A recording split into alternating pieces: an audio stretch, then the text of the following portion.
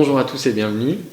On accueille aujourd'hui Aldo Possel, qui est à Lyon, restaurateur de tableaux, qui va nous expliquer un peu les tenants et les aboutissants de son métier. Du coup, quel est ton parcours, Aldo? Qu'est-ce que tu as fait? Qu'est-ce qui t'a amené là à en être restaurateur d'œuvres d'art aujourd'hui? Par quel cheminement t'es passé finalement pour faire tout ça? Et puis, quelles études aussi t'as fait? C'est vrai qu'on avait brièvement discuté. Alors, ce qui m'a fait décider de devenir restaurateur de tableaux, c'est quand j'ai eu 18 ans, avec mon premier job d'été, premier salaire, je me suis acheté 2 tableaux, dont un était déchiré. D'accord. Et j'avais dépensé tout mon mois de salaire. Et je suis allé voir un restaurateur de tableaux, je lui ai fait faire un devis. Et j'avais encore l'équivalent d'un mois de salaire dépensé pour la restauration. Et je pouvais pas financièrement me le permettre. Donc, je me suis acheté un livre sur la restauration de tableaux, de vulgarisation, un livre grand public. Et je me suis lancé dans cette petite aventure à l'époque. Et j'ai trouvé ça tellement extraordinaire que je me suis dit, c'est évident, c'est ça que je veux faire comme métier. Voilà. D'accord. Et voilà, ça a été le déclencheur. Ça a été le déclencheur, mais avant, t'avais pas du tout idée de... Si, avant, non, j'avais pas l'idée de devenir restaurateur de tableaux, mais depuis que je suis tout petit, je suis très attiré par les objets anciens qui ont une histoire, qui ont un passé. D'accord. Et surtout par les objets qui ont souffert et qui nécessitent une intervention pour les remettre en état. D'accord. Donc ça m'a... Dès que j'avais 10 ans, j'avais ce besoin de réparer les choses et de les remettre en état. Donc il y a vraiment une distinction entre le créatif, le peintre, le génie et... Moi, je suis pas artiste, je ne suis pas créateur. Ce sont 2 philosophies différentes, en fait. D'accord. Dans quel sens, finalement? On en a discuté brièvement, mais t'expliquais que tu permets pas de mettre ton ego dans le... En fait, quand on restaure un tableau, il n'est pas question qu'on y mette sa personnalité et qu'on interprète. On doit avoir une approche scientifique, même dans nos gestes artistiques. D'accord, d'accord. C'est-à-dire que quand on fait une retouche, on analyse la couleur avec nos yeux, on recrée la couleur manquante, mais on va pas partir dans des délires artistiques, quoi. Ouais. On doit être humble et être derrière l'artiste, ne pas prendre sa place. D'accord. T'as 18 ans, t'achètes ces 2 toiles, t'as ce livre de vulgarisation et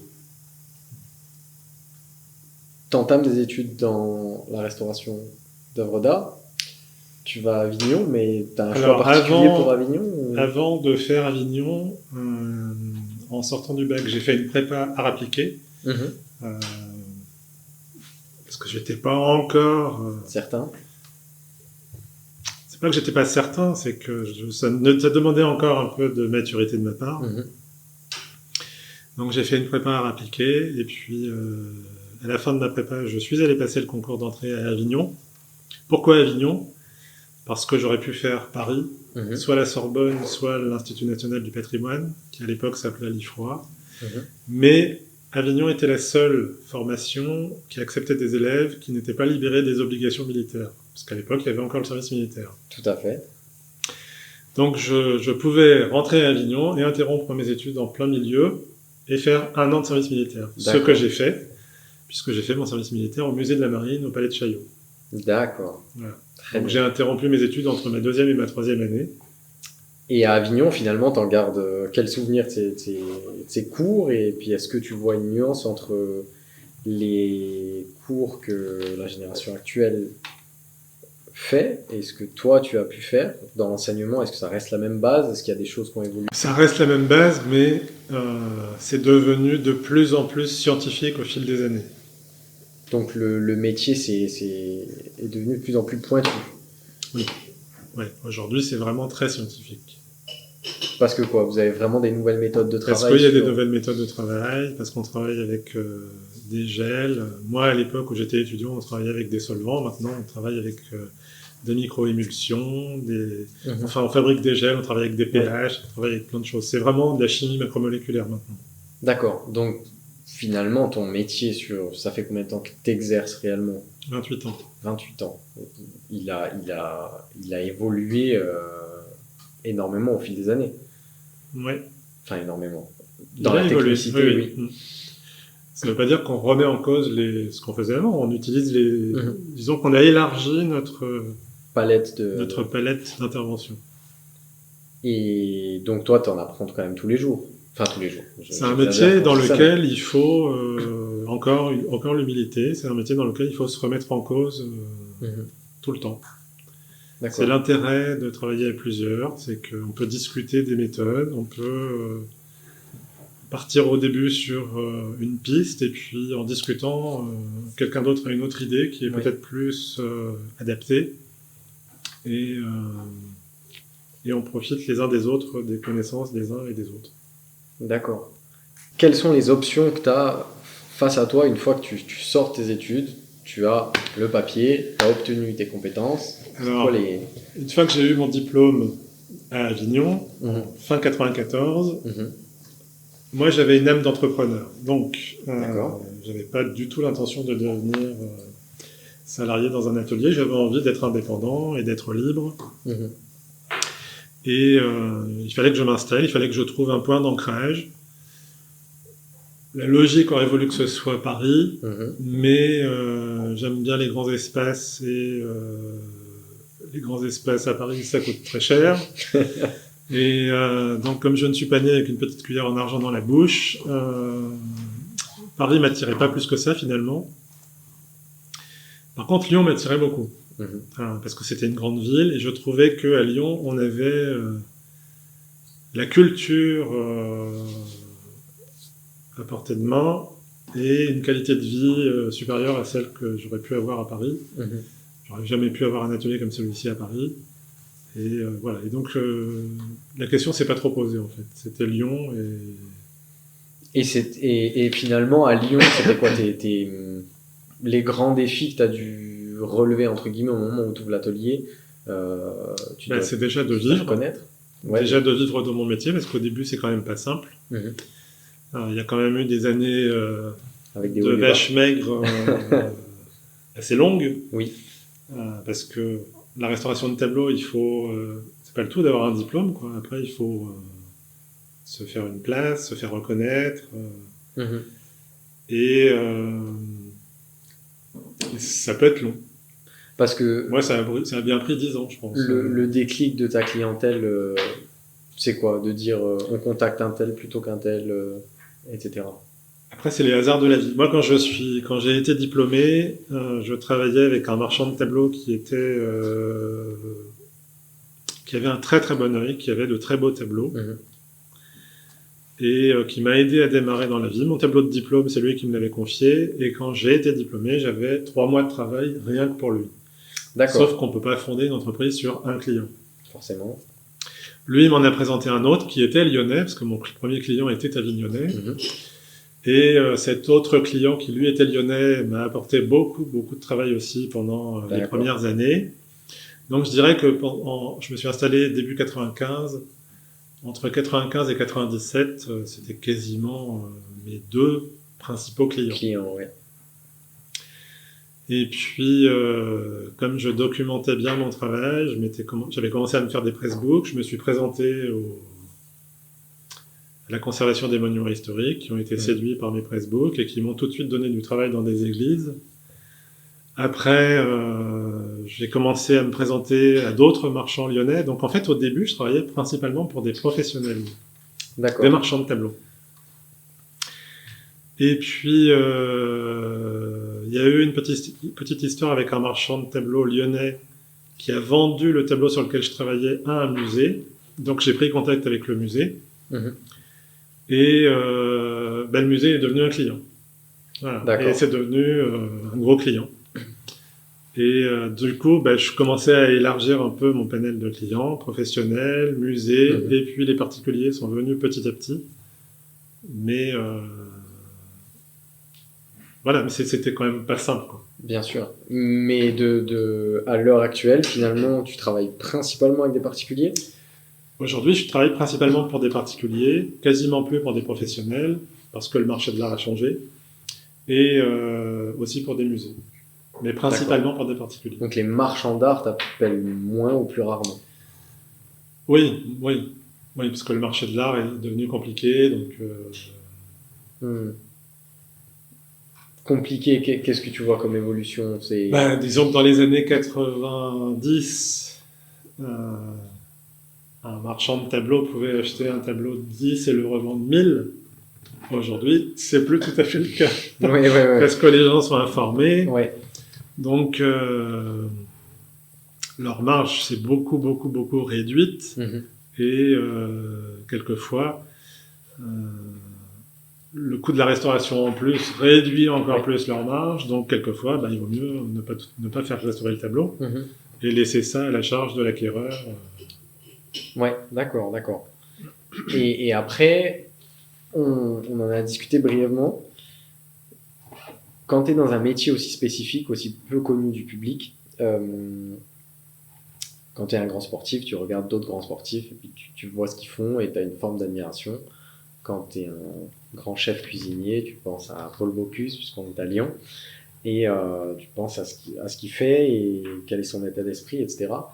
Dans un métier aussi spécifique, moi, j'ai aucun nom qui me vienne en tête de grand restaurateur de tableaux. Pourtant, probablement qu'il y en a. Est-ce que tu tiens en haute estime? En fait, les restaurateurs, les grands noms de la restauration auxquels je pense, c'est des noms qu'on avait quand on était étudiant. D'accord. Ouais. C'était des restaurateurs qui nous faisaient rêver, en fait, qui étaient un peu les objectifs qu'on voulait atteindre. Ouais. C'est des restaurateurs qui travaillaient pour des grandes galeries parisiennes ou qui travaillaient pour Versailles. Voilà, c'est un peu ceux qui ont débroussaillé le terrain et qui ont été les locomotives de la restauration dans les années 80-90. D'accord. Voilà. Et donc, ce sont des gens que j'ai eus soit comme professeurs, soit comme mentor, parce que j'ai fait des stages chez eux. Et voilà, c'est un peu... parce qu'à partir de ma deuxième année, j'ai fait des stages à Paris chez un grand restaurateur qui travaillait pour Colnaghi, Aron, et j'ai travaillé sur des tableaux sublimes tout de suite dès le départ. Et donc tout à l'heure, on parlait de tu parlais de cette qualité intrinsèque d'humilité face au tableau. Et est-ce que, à un moment donné dans ta tête, tu t'es dit, on en a déjà discuté, je t'ai déjà taquiné sur ce sujet, mais pourquoi pas peindre? Et est-ce que tu n'as jamais eu cette idée en tête et tu t'es toujours dit impossible, je ne ferai pas parce que tu es perfectionniste ou... Ouais, non, en fait, je n'aime pas peindre. Tu n'aimes pas? Ouais, je crois que je peux dire que j'aime pas. Non, je crois que j'aime pas parce que je place la barre trop haute. Parce que si on me met un pinceau dans les mains ou un crayon, c'est pour que je fasse un chef-d'œuvre, sinon c'est pas la peine. Parce que j'ai dans la tête des modèles de grands maîtres. Comme je ne suis pas un grand maître, je vis ça plutôt mal, puisque je suis quand même très perfectionniste dans la vie. Mais si j'arrive pas à faire ce que j'ai envie de faire, je vais plutôt mal le vivre. Donc c'est... donc voilà, je suis pas un artiste, quoi. Faut le dire. L'humilité avant tout. D'accord. Donc t'as peint quelques œuvres dans le cadre de tes études, mais ça oui, quand j'étais étudiant, on avait une journée de copie par semaine en musée. Donc c'était un exercice imposé. Dans les premières années, c'était pas de la copie, c'était un autoportrait, c'était des natures mortes sur le motif. Ouais. Et voilà, on faisait 1 ou 2 tableaux dans l'année, c'est tout. D'accord. Mais on recherchait vraiment la perfection. Donc, si je passais une bonne journée de copie, j'étais rayonnant, j'étais solaire. Si je passais une mauvaise journée, J'étais suicidaire. Donc, il vaut mieux que je ne paye pas. Ouais, d'accord, Voilà. d'accord. Ok, je comprends vraiment la nuance. Puis il y a aussi cette idée qui t'évoquait de réparation de quelque chose de cassé, d'abîmé, Voilà. etc. En fait, si tu veux, peindre pour moi, ça m'angoisse. Sinon, ouais, ok. Ça, voilà, clairement. Alors que restaurer, pas du tout. D'accord. J'y prends du plaisir. Ça m'apaise. Mais voilà, j'ai pas du tout le même rapport avec la restauration qu'avec la création.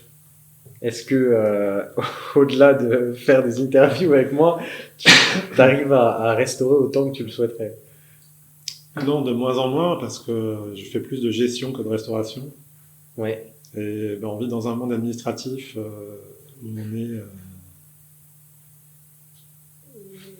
on est submergé d'administratifs en permanence et de plus en plus. Donc, voilà, il faut gérer une entreprise, quoi. Je reçois des clients, mais bon, en même temps, j'aime bien recevoir des clients. bien sûr. Ouais. J'aime bien passer du temps avec eux. Je suis pas du tout expéditif dans mes relations clients. J'aime bien prendre mon temps. Mais voilà, tout ce que je fais, je fais moins de restauration. Bien C'est sûr. vrai que j'aimerais faire plus de restauration, mais les journées sont trop courtes en fait. Ouais, il te faudrait plus de temps. Il me faudrait plus de finalité, temps, ce ouais. serait ça. Ouais. Finalement, est-ce que tu as un moment qui est le déclic dans ta carrière d'entrepreneur, de gestionnaire d'entreprise, où tu te dis, allez, c'est bon, là, c'est parti, et puis tu n'as plus regardé derrière en te disant les années de vache maigre, etc. Je dirais que les 15 premières années ont été un peu dures. Ok. Ouais, après, ça s'est tassé. Après, c'est pas des métiers dans lesquels on devient milliardaire, hein, c'est clair. Ouais. Parce qu'on vend des heures et que c'est pas évident de vendre des heures. Mais c'est un métier de passion. Quoi. C'est un métier de passion, C'est un métier voilà. de passion. C'est pas. On fait pas de la restauration pour s'enrichir. Et finalement, bon là aujourd'hui, on est face à un constat global dans tous les métiers, manque de main-d'œuvre, pénurie de personnel, etc. Est-ce que tu as déjà fait face, toi, à cette problématique ou jamais vraiment et puis, coup de chance, le hasard, etc. parce que vous êtes une petite équipe Non, moi j'ai pas de souci de ce côté-là. On est une très bonne équipe. Non, je pense pas qu'il y ait un manque de main-d'œuvre. Je pense qu'il y a plutôt un manque d'embauche D'accord, dans ce milieu. Il y a plus de restaurateurs qui cherchent du travail que l'inverse. Que l'inverse. D'accord. Tu m'as montré tes books, plusieurs je dirais, succès, plusieurs œuvres qui sont passées du chaos à la Renaissance. Est-ce qu'il y en a une je t'ai jamais demandé, moi j'en ai une en tête, je sais pas si on pense à la même, est-ce qu'il y en a une qui est plus marquante, qui pour toi représente un succès Oui, je sais à quelle œuvre tu penses. Ouais, et c'est pas celle-là. Si, c'est mon régime de banane. Ah non, je pensais pas celle-là. Je pensais au Negresco et... Ah non, c'est c'est non. Non, en fait, l'œuvre qui... Je pense que l'œuvre qui m'a le plus marqué, en fait, oui, c'est une peinture fin 18e qui représente un régime de banane. Ouais. Qui était... je me souviens, quand mon client me l'a amené, c'était mon fameux client avignonnais, mon premier client. Il m'a dit, je vous préviens, c'est de la dentelle de Calais. Mais, en fait, il ne m'amenait pas que, mais souvent des tableaux complètement déglingués.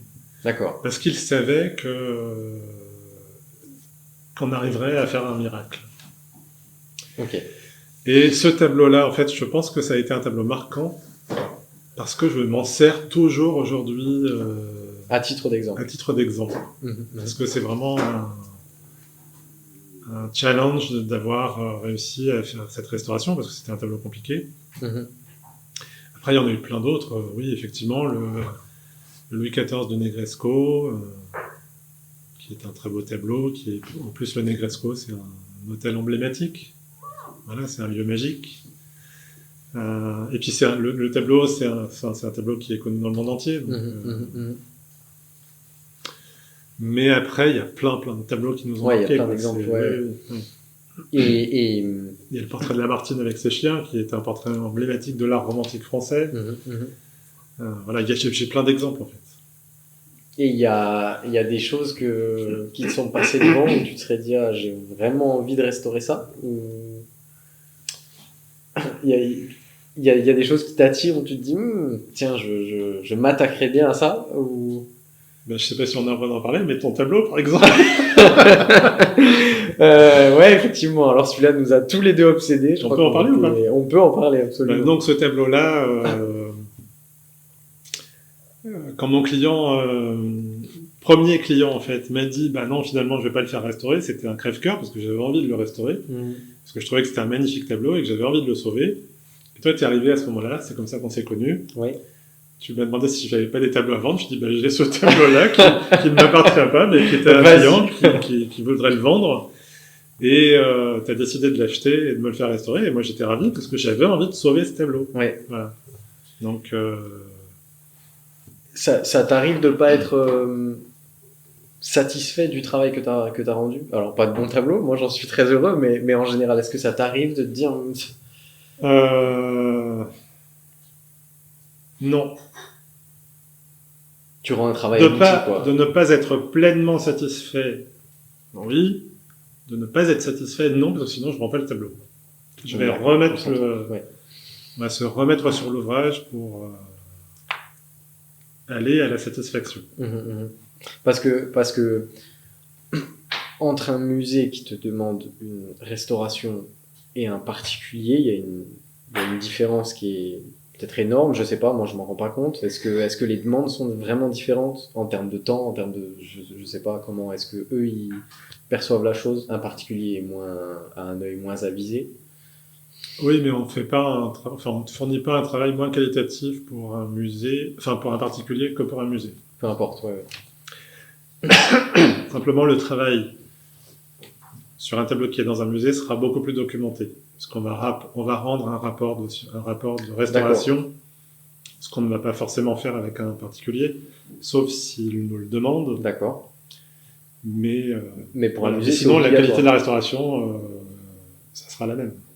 Pour un musée, la documentation est obligatoire. Oui. L'administratif et la partie qui t'embête un peu plus. Oui, alors c'est de l'administratif visuel, donc c'est moins contraignant. C'est moins contraignant. Ouais. D'accord. Parce que à l'heure actuelle, toi, dans tes étapes, hein, tu reçois un tableau, tu l'analyses à l'infrarouge avec ton équipe vérifiée. D'abord, on l'analyse avec nos yeux. Avec vos yeux, tout d'abord. Ensuite, on va constater des choses qu'on voit à l'œil nu et on va les confirmer soit avec les ultraviolets, soit avec la lumière rasante, soit avec la binoculaire, pas avec l'infrarouge, parce qu'avec l'infrarouge, on ne peut pas voir à l'œil nu ce qu'on va voir avec l'infrarouge. D'accord. L'infrarouge, ça nous fait traverser les couches et on va par exemple découvrir un dessin préparatoire ou un repentir. Tout à fait. Repentir, c'est-à-dire que l'artiste a changé d'avis entre le début et la fin de l'œuvre. Et après, tu peux constater et savoir combien de temps tu dois passer sur l'œuvre, combien de temps... Voilà, à partir de là, on est un peu comme un médecin face à son patient.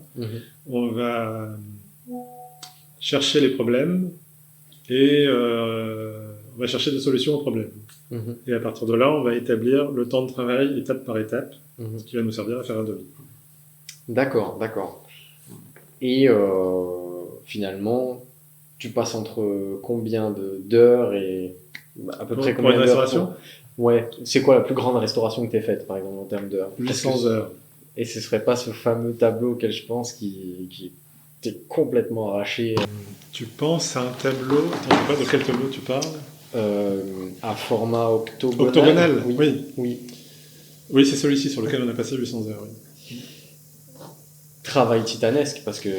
Travail titanesque parce que le tableau était recouvert de vernis à parquet. Ce qui était un véritable problème, puisque le vernis à parquet, sa destination, c'est d'être extrêmement résistant. Et donc, c'est un vernis qui était insoluble. Donc, vous avez dû trouver un procédé. Donc, il a fallu qu'on trouve un procédé pour ramollir la pellicule de vernis qui était au-dessus de la couche picturale et de réussir un peu à escaloper, retirer la peau du vernis. D'accord. Sachant que le tableau qui était en dessous était 19e, donc fragile. Donc c'était un travail compliqué, centimètre carré par centimètre carré. D'où le temps de travail. Bien sûr. En plus, il avait été très mal restauré, il était couvert de repeint, de céruse, enfin c'était... C'était compliqué. C'était compliqué, 800 heures de travail. Et finalement, vous avez réussi quand même à... Même les pires cas peuvent être... Oui, alors c'est une restauration exemplaire. Franchement, magnifique. Ça, c'est une restauration dont je suis extrêmement fier, parce que le travail qui a été fourni dans l'atelier est vraiment top. D'accord, d'accord. Et là, par exemple, à l'heure actuelle, vous arrivez à jongler, vous jonglez entre les tableaux ou vous en faites un, vous le finissez, vous passez à un autre comme... Non, on travaille toujours sur plusieurs tableaux à la fois parce qu'il y a des temps de séchage à respecter. Donc, quand on travaille sur un tableau et qu'on doit attendre qu'il sèche, on passe sur un autre. On travaille toujours. En plus, on est 4 dans l'atelier. Donc, on travaille toujours sur une dizaine de tableaux en même temps. 4 avec une base commune et des compétences diverses sur certains points? Oui, à peu près. Oui. Ce qui permet de venir compléter, je pense, certaines nécessités selon les œuvres. Exactement. D'accord. Et selon les sensibilités aussi. Ouais. Mais est-ce qu'il y a des tableaux qui t'obsèdent plus que d'autres? Les tableaux qui m'obsèdent, oui, ça arrive. En général, on n'aime pas. Les tableaux qui nous obsèdent, enfin moi qui m'obsèdent, qui m'empêchent de dormir, c'est des tableaux sur lesquels on a tous les problèmes du monde. D'accord. Donc c'est les plus compliqués. C'est les plus compliqués. C'est pas les plus longs, c'est les plus compliqués, les plus stressants. C'est pas une question de temps, c'est une question de trouver des solutions en respectant le tableau. Par exemple, un tableau un tableau peint en 1970. J'ai un exemple qui me vient en tête. Un tableau peint en 1970 qui a été recouvert par une couche de vernis à l'huile. En fait, le vernis était plus résistant que la peinture elle-même. D'accord. Donc ça c'est des tableaux qui m'obsèdent. Ouais. Mais là, par exemple, t'en as en ce moment? Non, en ce moment, on n'en a pas. Ça va. T'as l'esprit libre, tout va bien. À peu près. Ok. Mais le fait d'avoir là, dans ton atelier, on voit derrière toi, il y a des œuvres qui n'ont pas été restaurées encore. Oui. Il y en a effectivement quelques-uns qui m'appartiennent et qui sont compliqués à restaurer. Et le 18e, là par exemple, celui-ci est très compliqué à restaurer. Parce que tu te fais passer aussi en dernier, puisqu'il t'appartient. Oui. Et comme tu as un carnet de clients, forcément. Là, tu nous parlais de la technicité et du fait que ce soit de plus en plus scientifique. Si tu te projettes puis tu te dis dans 10 ans, ce sera ça, est-ce qu'il y a encore des contraintes dans ton métier que tu rencontres au quotidien et tu dirais, dans notre métier, il nous faudrait ça? Je sais pas, nous, restaurateurs, dans la restauration, les problèmes qu'on a eus, c'était face à manque de technologie. C'était pas assez rapide auparavant. Et maintenant, on est beaucoup plus apte à répondre à une demande qui est de plus en plus rapide, elle aussi. Est-ce qu'il y a des contraintes que tu rencontres où tu te dis, mince, il me manque ça pour faire face à... Les grosses contraintes qu'on rencontre aujourd'hui, c'est essentiellement sur des problèmes de nettoyage, sur des tableaux qui sont fragiles, sur lesquels on a rajouté des choses qui ne devraient pas y être et qui, elles, sont très résistantes et très difficiles à dissoudre. C'est ça la vraie contrainte, en fait. D'accord. Mais quand tu parles de ces matières qui ont été ajoutées, c'est vis-à-vis de la profession de restaurateur d'œuvres d'art, c'est une profession qui est pas vraiment encadrée à l'heure actuelle. Tout à l'heure, tu parlais d'un vernis de parquet. C'est des erreurs qui ont été commises par le passé. Dans le passé, oui. Ouais. Après, on n'est pas à l'abri d'erreurs commises de nos jours. Il n'y a pas très longtemps, là, il y a une vidéo qui circulait sur les réseaux sociaux, qui était issu d'un reportage France 3, reportage très sérieux d'un journaliste qui parlait d'une restauration dans une église, je ne sais plus dans quel village, où il y avait tout un chemin de croix à restaurer, donc c'est une série de tableaux religieux. Et le maire du village, pour ne pas dépenser d'argent et faire des économies à la commune, a confié ça à un retraité du village. Erreur fatale. C'est à hurler. C'est catastrophique. Quand on voit le reportage, c'est à pleurer, il n'y a pas de mots, quoi. Donc ça, c'est aujourd'hui. Donc aujourd'hui, il y a encore des gens qui commettent des erreurs. Parce qu'aujourd'hui, moi, je peux pas arriver et puis dire à tout le monde, je suis restaurateur d'œuvres d'art. Alors, en théorie, si, puisque c'est un métier qui n'est pas protégé, donc parce que n'importe qui peut s'investir restaurateur de tableaux. Toi, tu as une reconnaissance au niveau national. La seule reconnaissance officielle que j'ai aujourd'hui, c'est l'habilitation Musée de France. D'accord. Voilà. Mais c'est-à-dire que ça me donne le droit de travailler pour des musées. Par contre,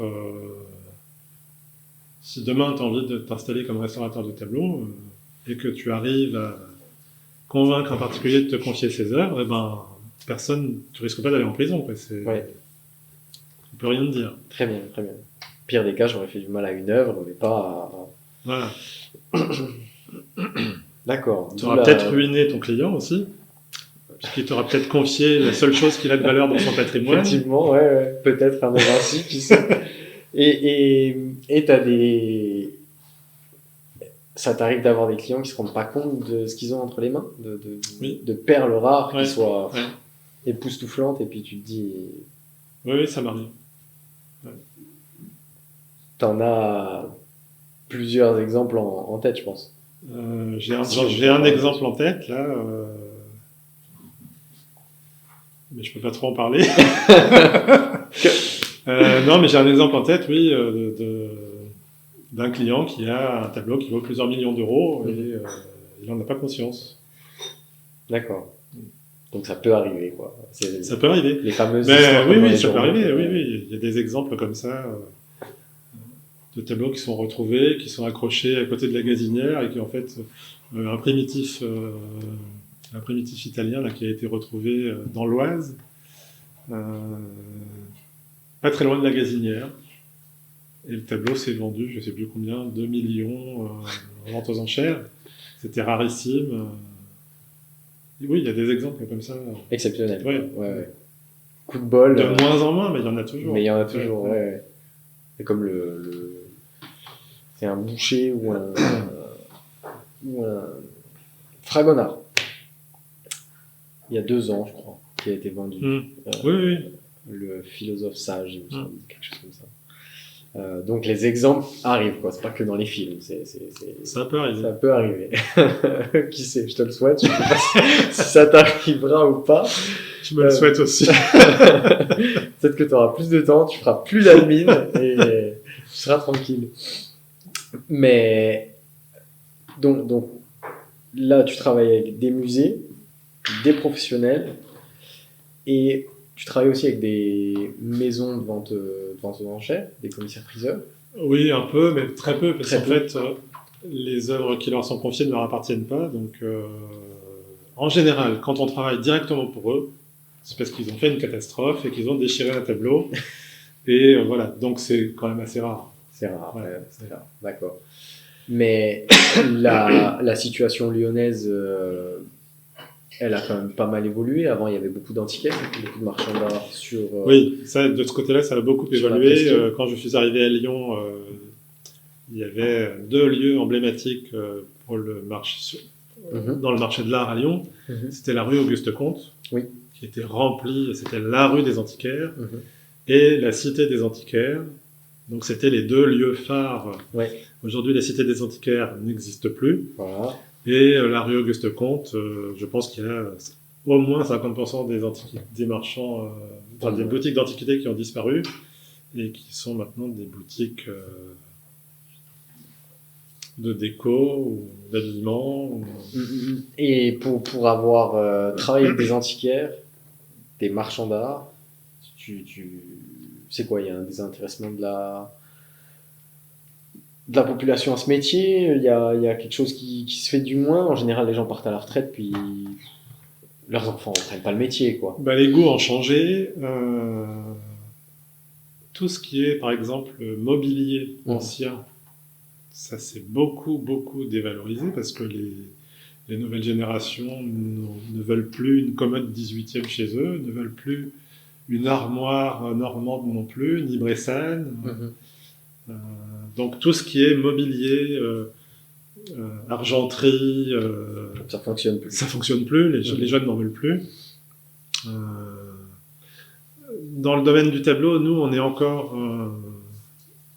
protégés parce que ça a changé, mais c'est encore quand même dans le goût des gens.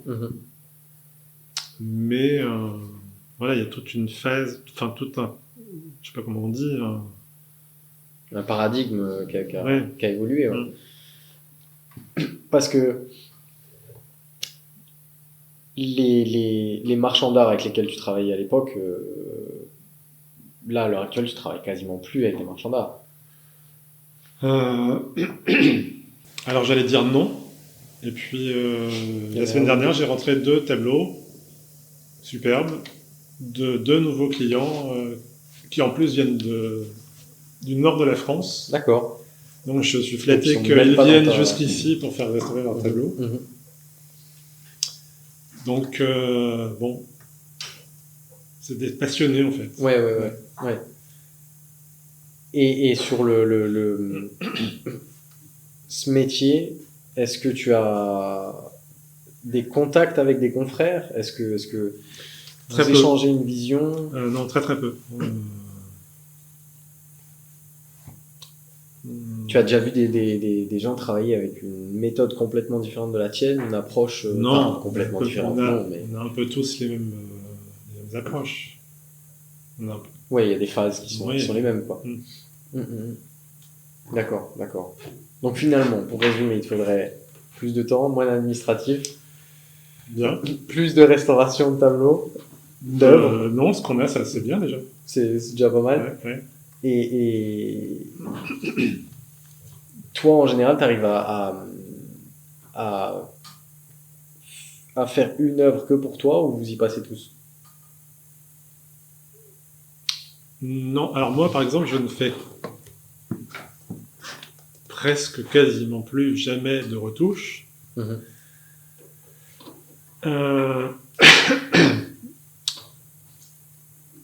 Parce que j'en ai fait beaucoup quand j'étais tout seul. Et parce que je suis beaucoup moins efficace que mes collaboratrices et tellement perfectionniste que j'ai du mal à m'arrêter de travailler, en fait. Ce qui n'a pas grand intérêt, puisque, pour te donner un exemple, et c'est vérité vraie, quand j'ai travaillé seul dans mes 10 premières années, il m'est arrivé de me relever la nuit pour venir voir un tableau en pleine nuit que je rendais le lendemain, en me disant c'est pas possible, mon client va tout voir. En fait, c'est vrai? Mais oui. Ben oui, parce que c'est ce côté perfectionniste qui a été un petit peu difficile à gérer, quoi. Et quand je fais de la retouche, en fait, j'ai le nez dessus tout le temps, donc je travaille jusqu'à ce que je ne vois plus. Et en fait, je pourrais m'arrêter de travailler déjà depuis longtemps, puisque personne ne voit. Mais quand on a le nez dessus, on voit le travail, on voit les petits défauts. Et il y a un moment où il faut savoir dire stop, quoi. Ouais, sinon ça devient trop, quoi. Ouais. Mais quand tu as échangé sur le fait d'être face à une œuvre et puis d'être complètement dans ta bulle, complètement dans une immersion. C'est un travail que j'adore. Oui, c'est tout ce qui est minutieux, ultra minutieux. Et le moment le plus adapté à ça, c'est de travailler sous binoculaire.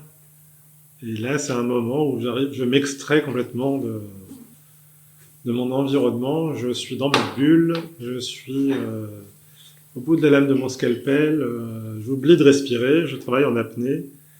Des fois, je m'en rends compte, en fait. Je suis Mhm. obligé de prendre une grande respiration parce que j'ai plus d'air.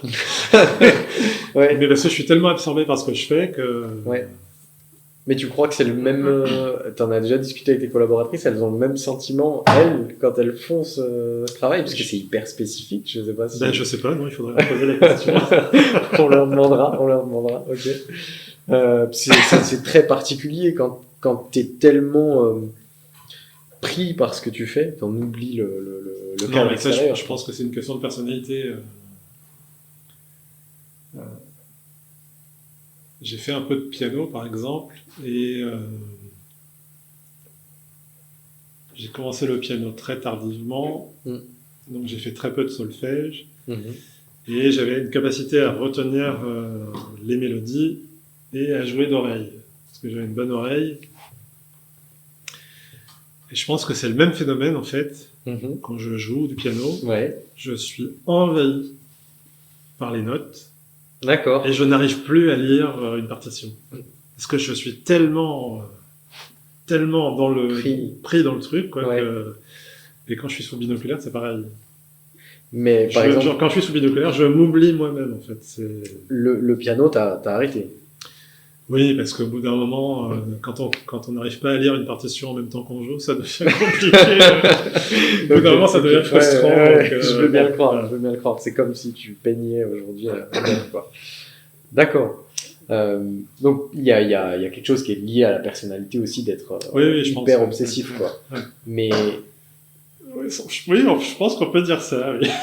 mais si tu te retournes, tu regardes une œuvre que tu as restaurée, tu vas te dire non, il y a ça encore qui tu pourrais te titiller et puis te Faut pas trop que je cherche la petite bête. ouais. Sinon, je vais vite la Sinon, tu trouver, vas vite la et je vais vite focaliser dessus. Ouais. Et ouais, je vais assez vite focaliser sur des petits détails. Mm. Ouais, je pense que j'ai un petit côté Excessif sur excessif. sur Il y a des petits détails qui me... Petit côté trouble obsessionnel compulsif. Es-tu maniaque? Mais en plus, Oui, même pas. oui, pense. si, C'est vrai. ouais. Parce qu'à chaque fois, j'arrive dans l'atelier, je vois qu'il y a des choses partout, etc. Et je pense que ça doit te perturber. Ah oui, énormément. complètement, ouais. Nettoyage de Si je veux printemps. être dans un environnement où tout est bien rangé, mais tout de suite, je vais mieux dans ma tête, quoi. Et si j'ai du bazar autour de moi, Ça c'est va le pas. bazar dans ma tête. D'accord. Voilà. Ouais. Et en ce moment, depuis longtemps, c'est trop souvent le bazar dans ma tête. Parce que j'arrive pas à... Parce que les journées sont trop courtes. On en revient toujours au même problème. Mais qu'est-ce que tu ferais si tu avais plus de temps? Si tu avais 30 heures au lieu de 24, Ah ben, je ferais... tu passerais plus de temps sur ton téléphone? 30 heures dans la journée. Oui, Ouais. 30 heures. Non, j'aime bien. En fait, j'aime bien partir le soir. Je pars serein quand j'ai fait place nette, quand j'ai fait tout ce que j'avais à faire qui m'occupe l'esprit.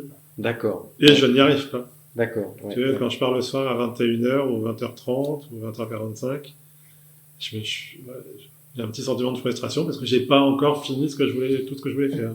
Et attends, dans les premières années de ta carrière, tu as déjà passé une nuit entière à l'atelier ou quelque chose où Ah, mais t'as complètement ça oublié? m'arrive de rester jusqu'à 23h. Oui, ça m'est Et déjà arrivé. c'est quoi qui te fait ressortir Sortir de quoi? de l'atelier, quoi? Qu'est-ce qui te fait te rendre compte qu'il est 23h et puis que, bon, allez, tu dois rentrer et puis dormir un peu, quoi? Bah, la pression familiale aussi. Parce que je suis pas tout seul. J'ai 25 une appels famille, manqués. donc Ouais. bon, voilà, il faut aussi... Ouais. Quelques responsabilités autres que le travail, quoi. D'accord. Et dans le cadre des études que tu as entrepris et dans le cadre des études que les jeunes entreprennent maintenant, est-ce que il y a quelque chose qui t'épate chez la jeunesse actuelle? On en dit beaucoup de mal. Est-ce qu'on peut en dire du bien? Est-ce qu'il y a quelque chose qui te surprend? Et puis, est-ce qu'il y a un peu de moins bien sur autre chose? je pense que la jeunesse actuelle, enfin, je vois par rapport à mes enfants, ils sont très probablement beaucoup plus vifs d'esprit que nous ne l'étions. Je vois par exemple quand ils sont sur un écran d'ordinateur et qu'ils me montrent quelque chose, ça va 10 fois trop vite pour moi, quoi. Ouais. Mais ça va pas 10 fois trop vite, pas parce que j'ai 56 ans, mais ça allait déjà 10 fois trop vite Oui, oui. il y a 10 ans. Donc voilà, ils ont une facilité cérébrale, je pense. Alors peut-être que c'est les écrans qui ont développé ça, j'en sais rien. Chez les chez les restaurateurs chez les futurs restaurateurs de tableaux, Oui, je suppose que tu travailles avec quelques stagiaires de temps en oui, j'ai temps. souvent des stagiaires. Oui. T'en as où tu te dis waouh, quel talent, et puis c'est intrinsèque à la génération actuelle, ou est-ce qu'il y a du pour et du contre dans les deux? Non, je pense qu'il y a plutôt beaucoup de talent et je pense qu'il faut avoir confiance en fait dans ces nouvelles générations. Et je pense qu'on est aussi dans une période charnière qui n'est pas forcément facile à appréhender pour des gens de ma génération. Parce qu'on n'a pas les mêmes approches. C'est-à-dire les codes sont pas les mêmes ou... Non, c'est pas ça, c'est que nous, on décidait tôt de ce qu'on voulait devenir et on faisait tout ce qu'il fallait pour y arriver. Je pense que les jeunes d'aujourd'hui sont plus, à la fois plus incertains, mais à la fois ils ont plus d'adaptabilité. Ils sont plus capables de rebondir que nos générations, je pense. Ils ont plus de liberté, plus d'aisance à se dire d'aisance à dire oui, enfin nous quand on choisissait un métier on disait on va faire ça, eux ils peuvent changer de métier, ils peuvent changer de pays, ils peuvent voyager beaucoup plus facilement que nous on ne le faisait. Il y a des barrières qui sont cassées quoi, clairement. Et en général quand tu finis une année là au boulot, t'arrives à te dire ok, j'ai accompli tout ce que j'avais à accomplir, ou ça t'est déjà arrivé d'avoir une année où tu te disais c'est bon, je suis satisfait, et puis oui, c'est un peu ça, ouais. Mais en fait c'est l'année, le mois, parce que voilà, tous les mois je me dis voilà, on a cet objectif là à atteindre, est-ce que j'y suis arrivé, est-ce qu'on y est arrivé, oui, non, on fera mieux le mois prochain, ou le mois prochain va compenser, parce qu'en fait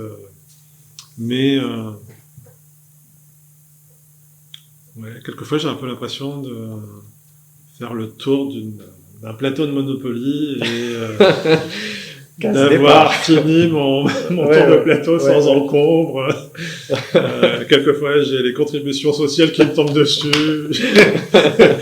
Quelquefois j'ai un gros client, enfin je sais pas, une très belle restauration qui arrive, donc je me dis je suis passé par la case départ, j'ai touché les 20 000. Voilà, non, c'est bon. Mais moi, j'aime bien la stabilité quand même. D'accord. J'aime pas le stress, j'aime pas du tout. Alors, un truc qui est super important pour moi, c'est la sérénité. C'est-à-dire T'aimes pas la souffrance pour la souffrance, quoi. Non, j'aime pas le stress, en fait. J'aime bien être serein. Donc,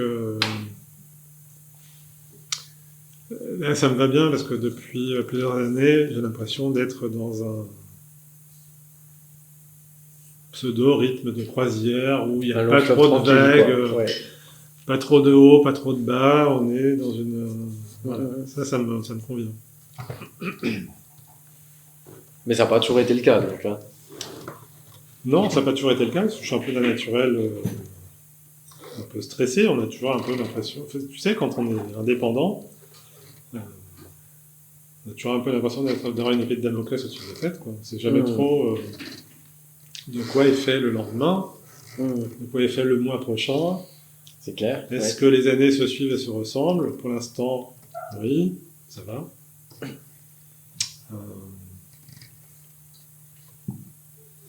Après, t'as pas été vraiment touché par les phénomènes de changement, autant le Covid. Non, on est passé au travers.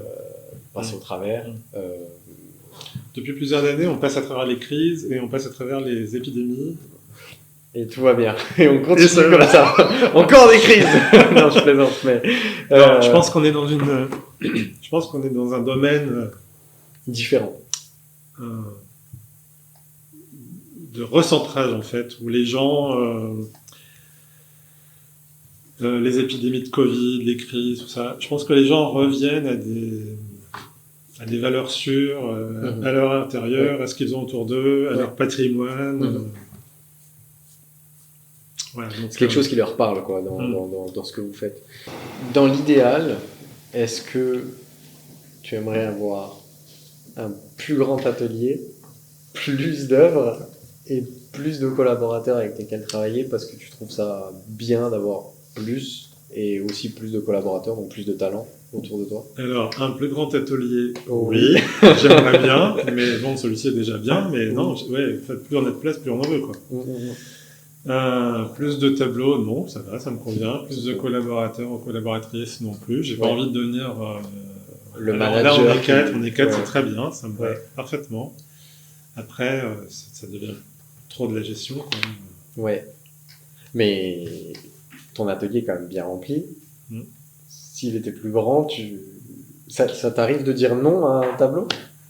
De dire non, je prends pas parce que là je peux pas, trop compliqué? Non. C'est un mot c'est un mot que je ne connais pas, non. Je prends. Ouais. Non, mais non, c'est pas je prends, c'est je ne sais pas dire non, en fait. Okay. J'apprends à dire non, d'ailleurs, au démarchage téléphonique. Parce que j'ai du mal à... Ok. Ouais. Non, je sais pas, j'ai du mal à ne pas faire plaisir. Mais c'est parce que donc quelqu'un t'appelle, t'envoies la photo, mettons, tu vois l'œuvre et tu dis ah oui je veux la restaurer, puis Ah ben si le tableau est beau et qu'il est dans un état catastrophique, je rêve de la restaurer. Ouais. Mais il y a des périodes de l'art qui te parlent plus que d'autres. Il y a des courants qui toi t'exaltent plus ou... Ça a toujours été un peu la peinture 17e. 17e. Ouais. D'accord. Après, je suis pas fermé à très sensible à tout un tas d'autres courants picturaux, 19e. Je suis beaucoup moins branché art contemporain, mais j'aime ce qui techniquement est beau. Voilà, j'aime l'esthétique en fait. Et chez les artistes, toi tu arrives à voir, donc il y a plusieurs courants du classisme aujourd'hui, tout ce qui est contemporain, moderne, abstrait, etc. Est-ce que tu vois une grosse différence de méthode, de compétences, de qualité? Avant, les artistes, ils faisaient que ça. Aujourd'hui, est-ce qu'un artiste ne fait que ça pendant 14 heures de sa journée, peindre? Oui, non, il y a de grosses différences, oui, parce que je dirais qu'avant l'ère industrielle, un peintre préparait ses couleurs, soit lui-même, soit il y a un apprenti qui lui faisait. Et il prenait le temps de faire son tableau, c'est-à-dire qu'il laissait du temps entre chaque couche. Enfin, il y avait une technicité, on n'était pas dans l'immédiateté, comme on a commencé à le devenir avec la peinture en tube, avec l'impressionnisme, où on faisait un tableau dans la journée. Et puis avant, le peintre préparait sa toile, il tendait sa toile sur un châssis, il l'enduisait. Après, on a acheté la toile toute prête dans le circuit commercial.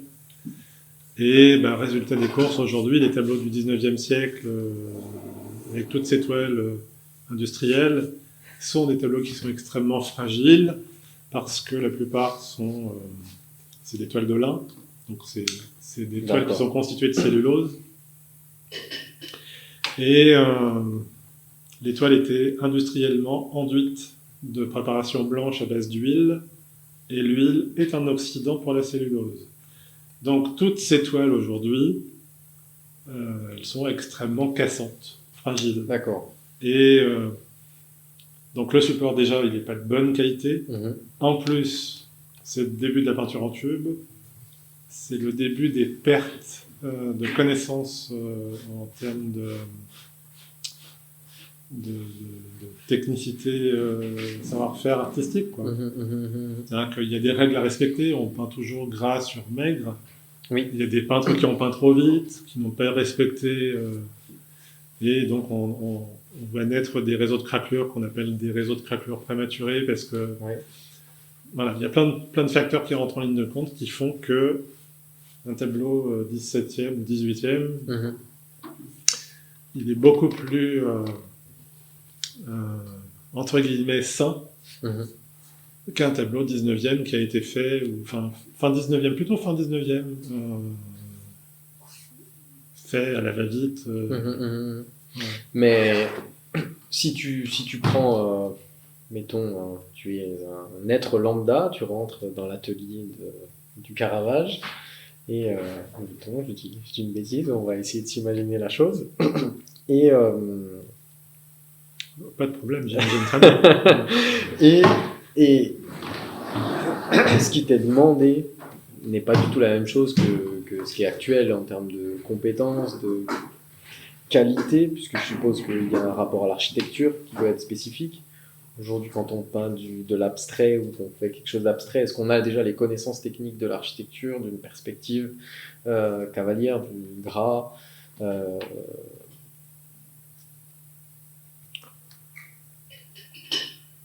Ta question, elle est trop vaste, mais je dirais que quand j'étais étudiant, nous, on a reçu un enseignement académique, et je voyais quel enseignement recevaient les étudiants en art, qui n'était pas du tout académique, et qui n'était pas du tout l'objet. C'est-à-dire que la perspective cavalière, ils s'en fichaient royalement, et on leur demandait pas de s'y intéresser. On leur demandait simplement de s'exprimer avec les moyens qu'ils avaient à leur disposition. Ça pouvait être leurs doigts. D'accord. Moi, j'ai fait mes études dans une école où il y avait un département en restauration de tableaux et beaux-arts. On était dans deux mondes très différents. Et le monde beaux-arts nous considérait un peu mal parce qu'on était très classiques, quoi, et eux très avant-gardistes.